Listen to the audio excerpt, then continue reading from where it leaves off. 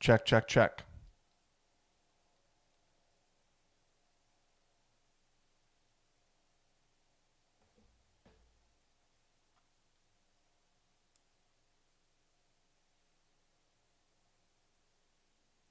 Check, check, check. All right, we're good. Perfect. All right.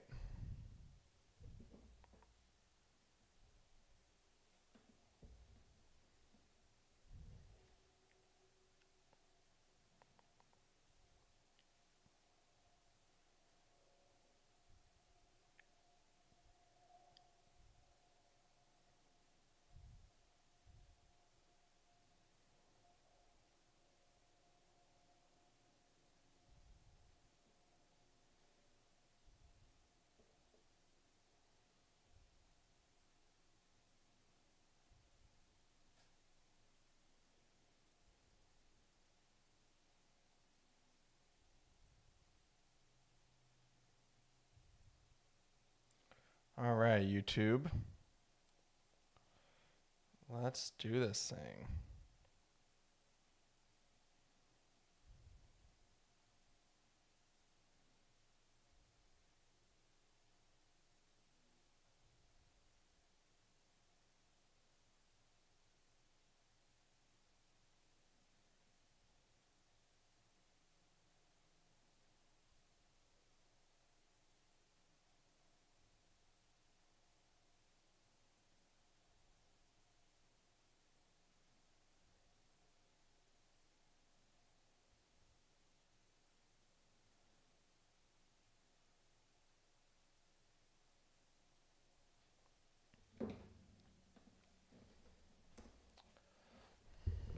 All right.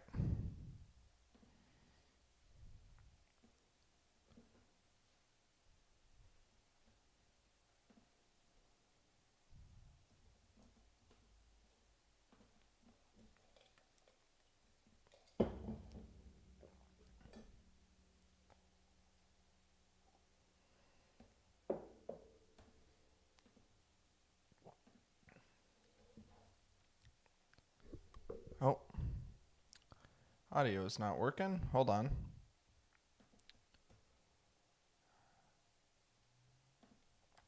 Call settings.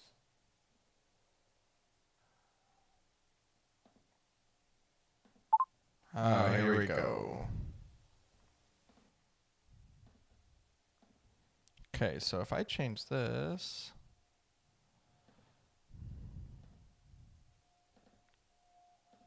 Check, check, check.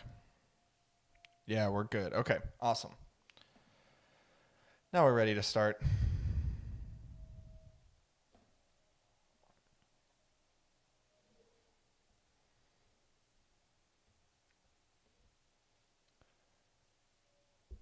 Welcome to this week's episode of Making the Call. I'm Andrew, and before I bring in Trent and Rosie and Alex to talk about NFL Week 8, the Kirk Cousins injury, the stellar debut of Will Levis, recording the introduction of this podcast immediately following the Game 3 victory by the Texas Rangers, where they defeated the Arizona Diamondbacks 3-1 to take a 2-1 series lead on the road in Arizona. It felt fitting. We couldn't do a podcast with a Rangers World Series game on and not talk about it. We couldn't talk about Rangers before the game, which is when we recorded the rest of this podcast, because it would be dated. So I decided, you know what? Right after the game, I'm going to hop on. I'm going to go live on the YouTube, and we're just going to talk through this game. I've got my notes here. If you're watching on YouTube, wrote some things down throughout the game, and just going to go through some thoughts. I mean, I think honestly, despite how good of a win this was, we can't start with anything other than the Adolis Garcia injury. Right before I hit record, I saw a tweet from Bob Nightingale. He says, the Texas Ranger star Adolis Garcia just walked out of the ballpark in street clothes, presumably to undergo tests. on his left side. He left with what they are calling left side tightness. Usually that is a oblique injury. Did not look good. It didn't look good initially. It didn't look good on the replay.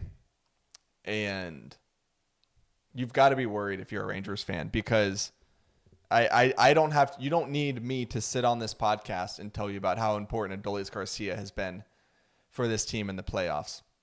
The Rangers aren't here without him. They certainly don't have a 2-1 lead in the World Series without him. So if he's hurt, that is a crushing blow to this team. Can they overcome it? Absolutely, because of the other guys on this team. And the Rangers aren't in the World Series because of one guy. So they're not going to lose a World Series because of one guy being out of the lineup.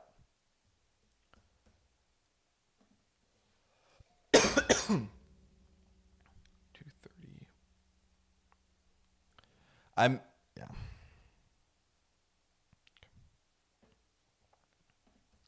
But if he's out for Game 4, if he's out for Game 5, if he's out for the rest of this series, that is a massive, massive blow. Because, Marcus Semien has been struggling mightily, but having a 2-3-4 of Seager, Garcia, Carter, previously it was Seager, Carter, Garcia, but having that trio go back to back to back is just terrifying for opposing pitchers. So if he's out, it's a big deal. Obviously we're hoping that he's okay. We're hoping that it's nothing serious, that he could potentially play tomorrow. He's so tough that I know if there's any chance that he's going to play, he's going to be out there. But we need to start off with that. But let's talk about some good news. Let's talk about some good takeaways from this game. John Gray. Max Scherzer gets a start. There was a false report from the aforementioned Bob Nightingale earlier today that John Gray was named the Game 4 starter, and Bochy said, whoa, hold on. I haven't named a Game 4 starter yet. We've got all hands on deck for Game 3. Depending on how Game 3 goes is going to determine who I send out there to start Game 4. Max Scherzer gets a start in Game 3, goes 3 innings, only gives up 2 hits, no runs, 2 walks, and a strikeout. He looked really, really good, honestly.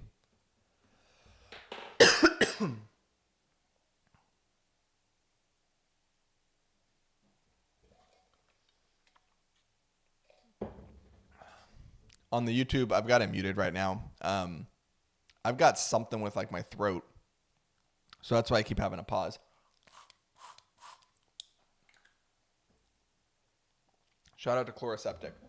No free ads, but I hope you come in clutch for the rest of this podcast. All right, here we go. Max Scherzer's out there, and I was impressed by him. I wrote down in my notes here. Bottom of the first, Scherzer squeezed a little bit, but locating the slider well outside of the Marte at bat, where he walked him. Bottom of the second, Scherzer needs to get away from the middle of the plate. He got lucky on a few pitches that could have, the Diamondbacks could have done real damage, but got lucky there. And then bottom of the third, great inning by Max. Got squeezed on the Carroll at bat, but has only faced two above the minimum through 3 innings. He was dealing, but he gets that comebacker. What was that in the second inning? Second inning had the elite defense from Garcia throwing the guy out at home, throwing Walker out at home, and then the double play that originally hit off of Max Scherzer's elbow, then hit off his back, and then ricocheted to Josh Young, who barehanded it and threw it to first. It seemed like the adrenaline allowed him to get through that third inning, but then after the third inning, the tightness started to set in, and he tried to go out there, tried to fight through it, and they were like, no, you can't do it. We don't want you out there if it's going to lead to something worse. And so he comes out, and John Gray gets thrusted in there. John Gray goes 3 innings, 1 hit, no runs, 3 strikeouts, no walks, 30 pitches to get through 3 innings. He was electric. His fastball velo was up. His slider was nasty. And it was an unbelievable performance by him. I'm going to look at his data here. So if we look at, he had a 97.8 97.8 mile an hour fastball, another 97.8 mile an hour fastball. Ooh, I can't talk. I mean, he was getting 98 on his fastball, and then his slider. Let's go down to where his slider was. His slider was filthy. I mean, he like 91, 92 is what he was sitting at. He was great today, and the way that he came in and just dominated, and he pounded the strike zone. That's what impressed me about him. Is he threw 36 pitches. He threw 30 pitches through 3 innings. 25 of those were strikes. I wrote that down. 25 strikes out of 30 pitches. I mean, there was all this talk about the Diamondbacks, how they don't strike out much, how they're not going to chase pitches. And John Gray went out there and was like, you know what? I feel great about my stuff right now, so I'm going to make you beat me. I'm just going to pound the zone and see what you can do with it. And they couldn't do anything with it. 3 strikeouts in 3 innings is a great pace. So John Gray was he was really the savior of this game, if you think about it, because Max Scherzer goes out after 3 innings. The Rangers were up 3-0 at that time, and things could have derailed very quickly with the way that some of the other guys in the bullpen have been pitching. And you think about the fact that, okay, you used Dunning and Heaney both in Game 2. Yes, there was a day off, but you'd like to use both of those in Game 4. But, yeah, John Gray was awesome. I think he's the biggest positive from this game was his performance.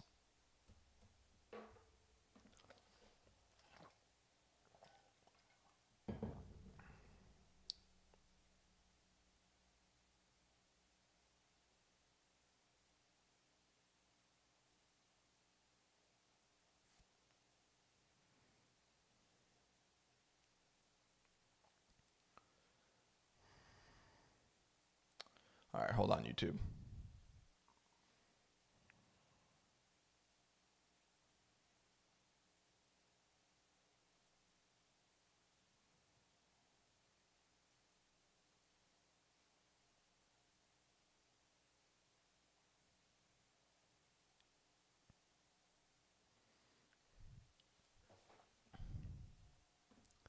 All right, we got Alex in the chat saying Buffalo and Boomer for Mr. Gray. Yes, we did our Buffaloes in the chat. I'll take a sip of my Buffalo Trace right now. As is tradition after every Rangers win this playoffs, all the guys that making the call have been taking shots at Buffalo. Buffalo Trace whiskey, if you're unfamiliar. And then he said Boomer for Mr. Gray, because Alex is our OU fan. John Gray also went to OU. That's his alma mater. So showing out for the Sooners tonight, absolutely. All right, some other notes from this game. Let's stay on the pitching side a little bit. Josh Spores, it felt like injuries. It was just one after another. Something didn't look right. It caused the trainer to come out there, and then Mike Maddox and Bruce Bochy, they had him throw some warm-up pitches.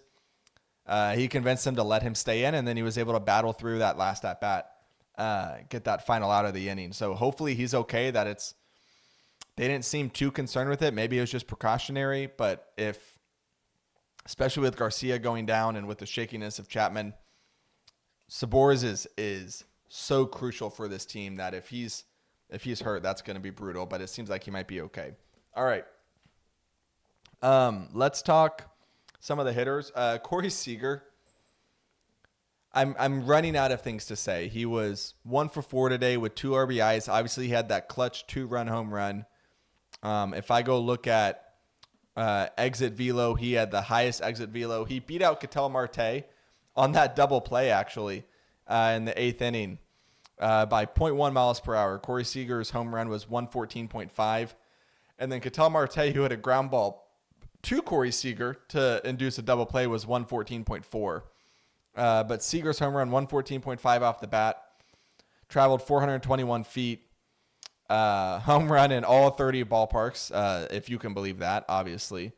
The dude just rakes. And I want to talk about the Seager thing kind of in tandem with Simeon, because Simeon has struggled a ton, but he got that clutch 2-out RBI single to break the 0-0 tie and the Rangers to go up 1-0.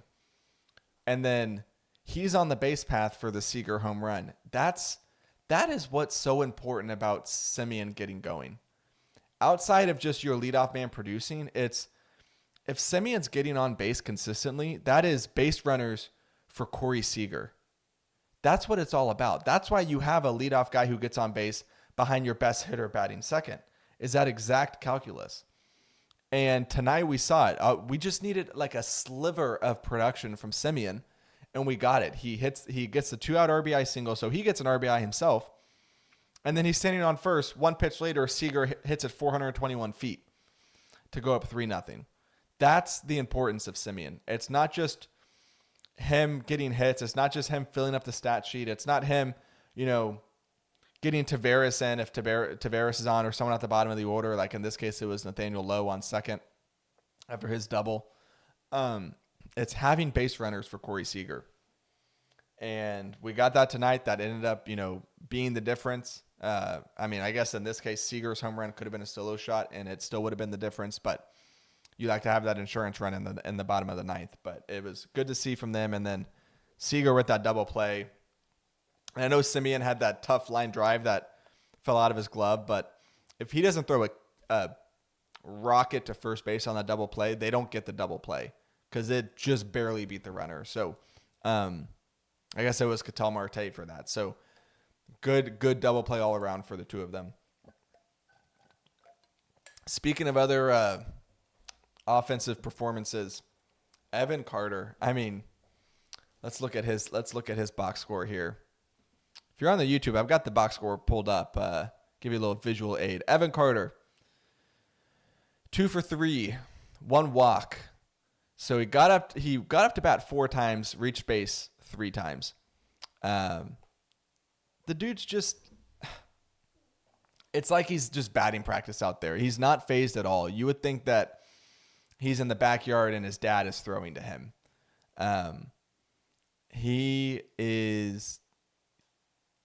He's crazy. His OPS is over 1,000. It's 1,001 so far. Believe that's in the World Series. Maybe it's a postseason. I'll have to double check that. But Evan Carter was great today, especially if Adolis is going to miss extended time in this World Series. You're going to need more production from Evan Carter. You'd like to think that he's going to slide back up to that 3-hole spot to back up Corey Seager. And he's been dangerous enough to where pitchers and the opposing team are going to have to think twice about intentionally walking Seager to get to Carter, because even if Carter doesn't have the home run threat that Seager does, he's not an easy out. At the very least, he's going to work a long count and probably get a walk. He's not someone who's just going to swing at 3 pitches and go sit down. So he was great. A guy that I think really needs to get going is Jonah Heim. I think there was a comment on the broadcast today, which we're going to talk about the broadcast. He hasn't gotten a hit yet in the postseason or in the World Series. I know it's 3 games, but Rangers really need to get him going.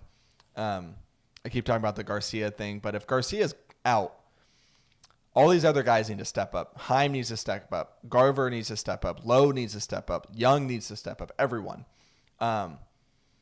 This is kind of like the Moneyball effect, right? Or the Moneyball strategy, to where you're not going to just replace Garcia's 22 RBIs in the postseason with one guy, but can you replace it with 3 or 4 guys? And I think that's what the Rangers are going to have to try and do. That's going to be the task at hand for Bochy if Adolis is missing extended time here. A guy that I was pleasantly surprised with tonight was Nathaniel Lowe. If I'm looking through my notes here, let's see. Nathaniel Lowe he was 1 for 3, also got a walk. So reached base twice. He scored the first run. His one hit was that double, which he worked a really, really nice count in that double. Fouled off a few pitches, finally got one he could hit. Had hit it in the gap, was standing on second base for a 2-out Marcus Semien double a couple at-bats later. So very impressed by him.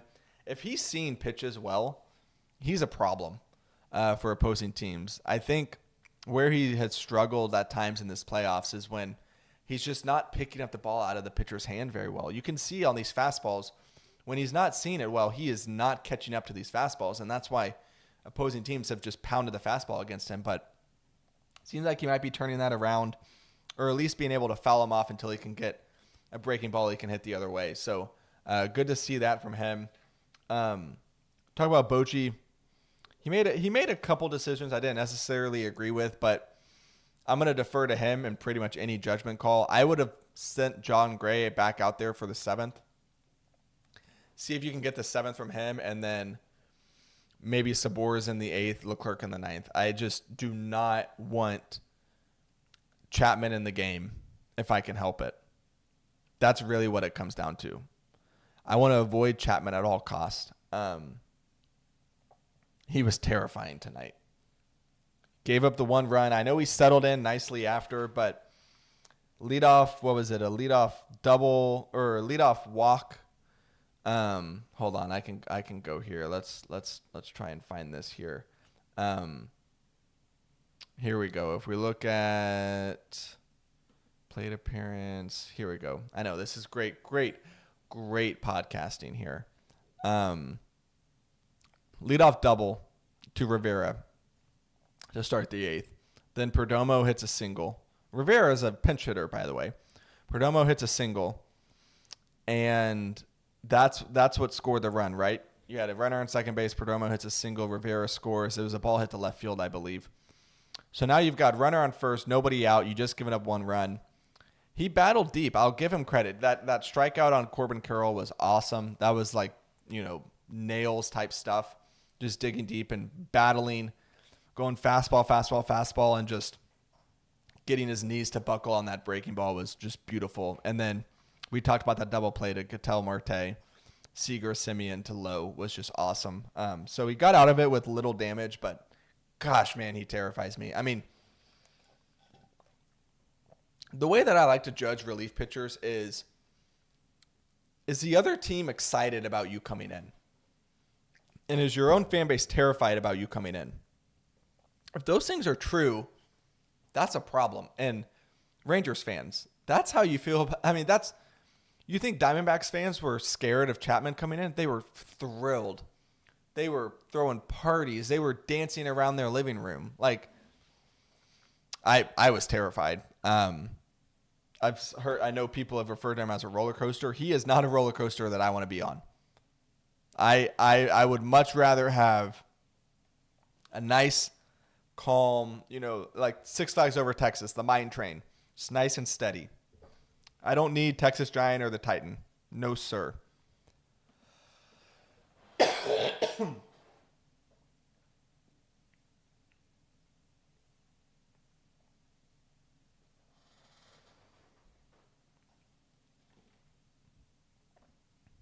All right, I'll end with this before we talk about Game 4 tomorrow night, or I guess tonight by the time you're listening to this. John Smoltz is a plague to baseball. As Rangers fans, we've gotten to listen to him now for 3 straight series because him and Joe Davis had the call for the Baltimore series. They had the call for the ALCS against Houston. They have the call now for the World Series. I want someone who has more time than I do to go back and listen to all the broadcasts and like Jim with the stopwatch monitoring Dwight when Dwight says that he's not wasting any company time. I want someone with a stopwatch to track how much he talks about the other team the Rangers are playing versus how much he talks about the Rangers, because I'm under the impression that when you're a national broadcaster, you're supposed to tell the story of both teams. You're supposed to talk about both teams equally. If one team's doing well, you'll talk about that team doing well. You're not just going to be talking about the mistakes the other team is making. It seems like John Smoltz is allergic to giving the Rangers credit, and it doesn't make any sense. Did Bochy not hire him as his pitching coach or something? Does he have some personal vendetta against Chris Young or Ray Davis, the owner? I don't understand it, because you would have thought against the Astros of all teams, John Smoltz would have favored the Rangers a little bit. No. If the Rangers did something well, it was, Rangers got lucky there to score that run because that Astros pitcher is going to settle in. I just can't stand it. I would be okay if Joe Davis just did all the talking, or if Joe Davis just did the play-by-play, and then there was just dead air in between his play-by-play calls, because Joe Davis is great. Like I've loved having him as the head guy for Fox. I think he's filled in for Joe Buck nicely, but they need a better number two. They need a better color commentator than Smoltz, because he's just not it. I mean, he's doing things that I think is like broadcasting 101, especially on a national scale. Like, sure, if you're on the Bally Sports Southwest broadcast, you're going to favor the Rangers. You're the home broadcast. That's what you do. But if you're on the national level, if you're calling the freaking World Series, talk about both teams. It's not hard. All right, Game 4. So Diamondbacks are going with a bullpen game. Rangers will likely go with the tandem of Andrew Heaney and Dane Dunning.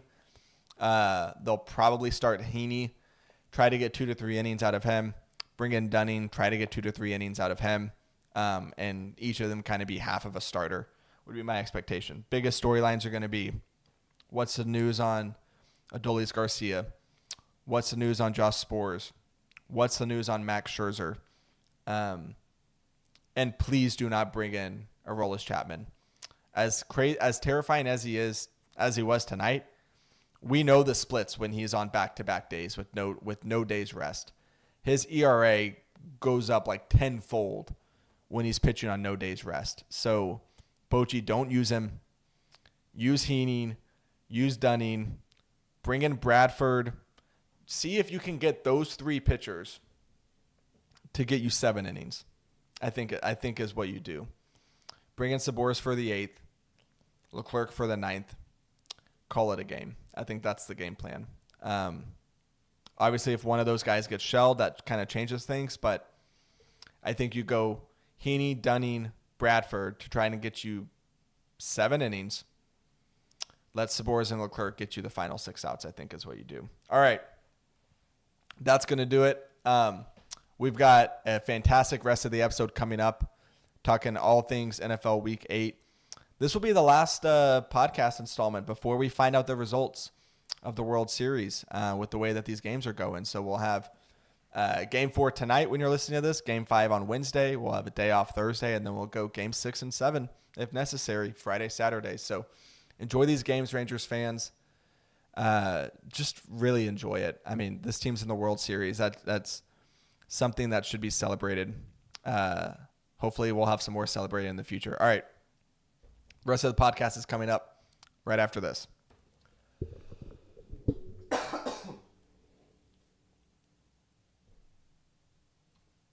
All right, YouTube. Hey, Christine, I see you in here. Just wrapped up the podcast. Gonna go to bed because don't feel great. But Rangers win, which masks any illnesses. That's for sure. Thanks for tuning in. All right, YouTube.